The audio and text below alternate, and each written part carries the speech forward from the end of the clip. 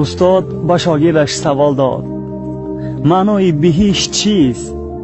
شاگرد گفت: مادر. استاد باز پرسید: معنای مادر چیست؟ شاگرد جواب داد: فرشته زمین. استاد خرسند شده باز پرسید: تا به کدام درجه مادرت را دوست می‌داری؟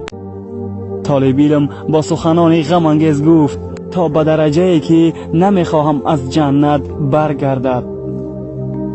استاد حیران شد و گفت: ساده در فهمان؟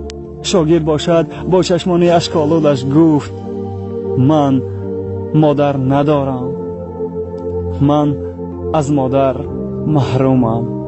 دوستان، مادر را غنیمت دانید، زیرا که با این غم و درد می توانید هر لحظه این فرشته را از دست دهید. بعد مرگش در سر قبرش گریستن ها چه سود؟ بعد مرگش در سر قبرش گریستن ها چه سود؟ از قفای تابودش صداد گفتن ها چه سود؟ حالتی که زنده بود قدرش نکردی ناخلف، سنگ بیجان در سر گورش گذاشتن ها چه سود؟ سال و ماه بیمار بود یک بار نرفتی دیدنش، این زمان بالای خاکش پا نهادن ها چه سود؟ خواست باره تا ببینی قامت خمگشته اش، رو به سوی خانه‌اش اکنون دویدن ها چه سود؟